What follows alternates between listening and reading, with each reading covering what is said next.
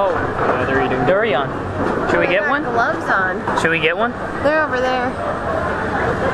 We do need to try it. Hey guys. We're at the Batu Caves. It is the biggest Hindu temple here in Kuala Lumpur and the only one that is built in a cave. Look at all the colors. Even this temple right next to us was the first temple that was built before the actual Batu Caves were built itself. They actually repainted it colorful just so that it would be colorful. I love the colors, first of all. That was the one thing that I really loved in Bali when we were in Ubud, was that it was so colorful. The city like came to life, and that's what this reminds me of. I love it. And then also right here, we got Ganesh's brother. Younger brother. Insert name here.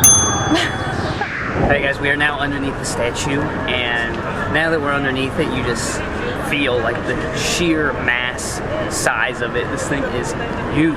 It is actually the world's tallest Marungan statue. There are 272 steps from the bottom to the top to the actual entrance of the caves, and then when you get to the entrance, there's actually a few more steps in there. So we're gonna go to exercise in this morning after breakfast. Let's go. Let's get up there.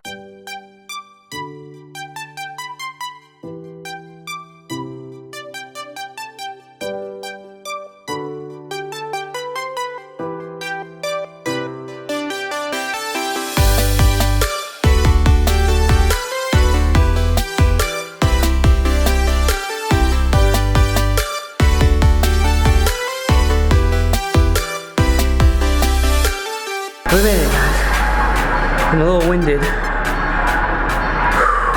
we're here. So guys, we are actually inside the actual cave now. This actual hill that we just climbed is 400 million years old. This temple here is about 100 years old. And all of this stone here is limestone.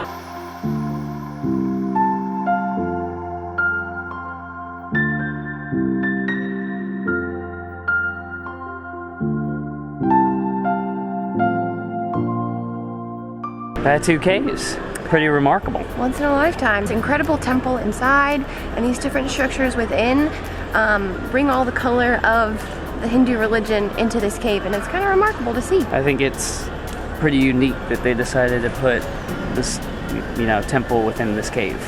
Yeah. Off to the next spot. The Pewter Factory was the second stop on our tour today. We got a free tour guide, and he took us around the factory, which is the largest in the world. He showed us each step in making numerous objects, one being cups. It's about 500 handles. This is crazy. They're still hot. Already done? It's already done. That is bananas. Right now she's making a handle. Other than handles, she also makes the money screen together with our animal money. She's doing it really fast, but if you look closely, she's hammering twice at the same spot that she turns.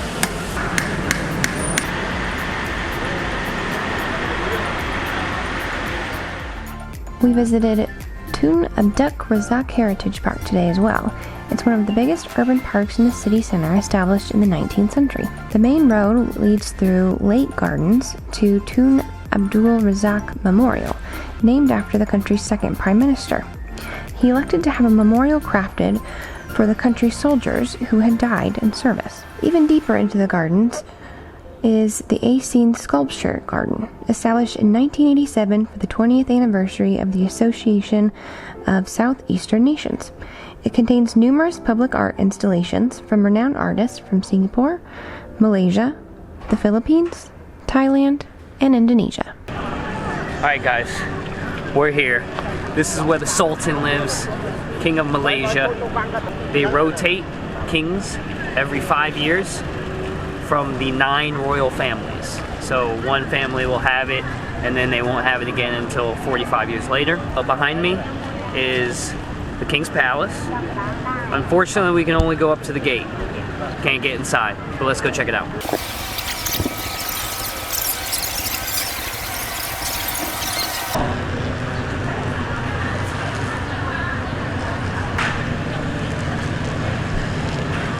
Alright guys, so like Corey said, we can't go past the front of the gates, but we did notice that the flag is up, which means the king is actually here today. If the flag is raised fully, it means the king is here. If it's raised halfway, it means he's gone.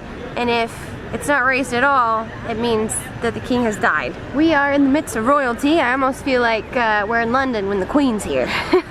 This is a very, you know, intricate design, bright colors. They've got horses out here and guards with guns and swords, real life army.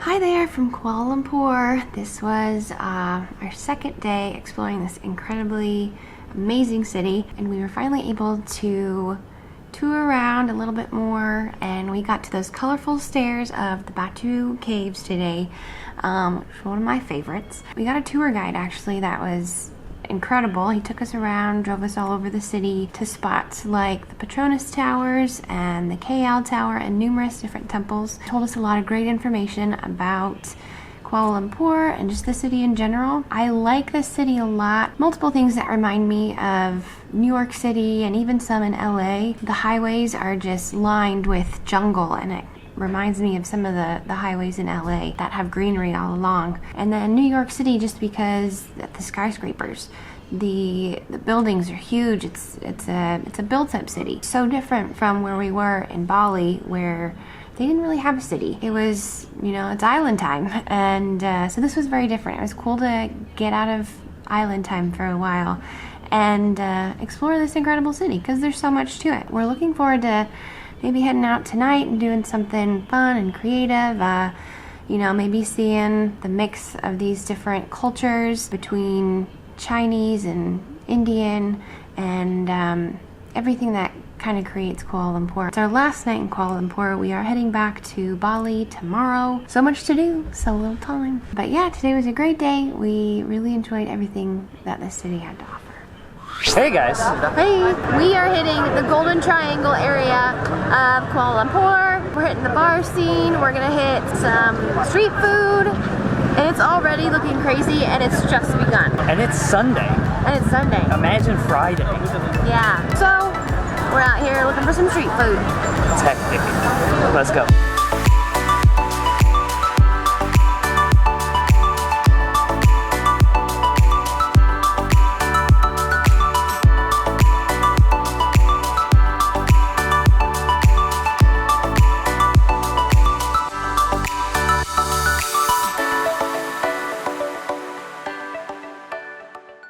So this specific street that we're on is called Jalan Alor, which is a huge street full of street food. And it's nuts. Like, I've never seen so much street food and like so much activity. It's pretty crazy. So many vendors come together. We've seen so many stations that have Durian, which is crazy because I didn't think it was even in season. And then, yeah, so many people smoking meats, different fruits, and music all the way through. Very cool. Oh, they're eating durian. Should we get one? Gloves on. Should we get one? They're over there. We do need to try it. So we picked up some durian. I'm scared. They gave us gloves. What does that mean? It looks kind of like It looks like something that would eat your brain. a little bit. But they gave us gloves because it's stinky. Like in the Alien versus Predator or the Fifth Wave, where they have those things that are connected to your brain. That's what it looks like. Here we go! Smell.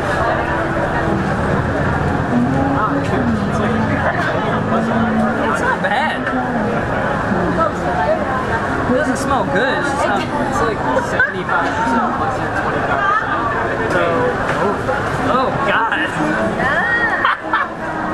Break this up somehow. Oh God! Oh God!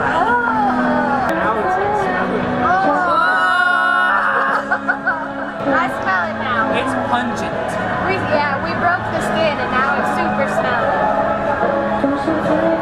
Hey, you guys ready? Smell it.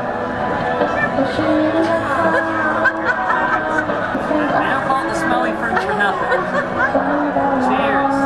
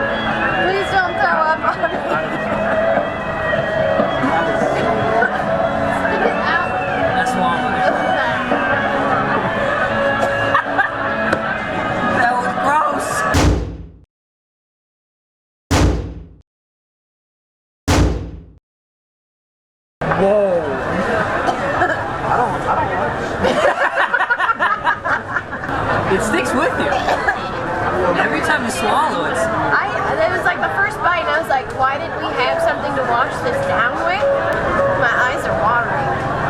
And I can still feel it in my throat. I didn't even chew it. I had to like actually Kind of getting the swallow sugars. it. Yeah. That's gnarly. Holy hell. Good. Yeah. Oh, good. You eat So good. good. You don't smell, you eat. Very good. I don't like. I can't even compare that to anything. I kind of want to throw up. A little bit. So, it was probably one of the weirder things I've ever tasted. There's nothing to compare it to. That's the thing. Like it's custardy in the middle. It's creamy, but the smell, like it didn't smell that bad when we first initially smelled it, but then we broke into the skin and into the inside, and that was immediately like. And we're out in the open here, and it immediately was like a cloud of Pungent nastiness. like cheese that went so bad. But then it was like a little sweet. There's like a sweet tinge to it. And unfortunately, it tasted like it smelled. Yeah. And also, unfortunately, I can still taste it. And it's gross. I had to swallow it. I did not chew it. It immediately touched my tongue, and I was like, "This is gonna be bad." And I had to like get it down my throat, and I just swallowed. I didn't even try to chew it.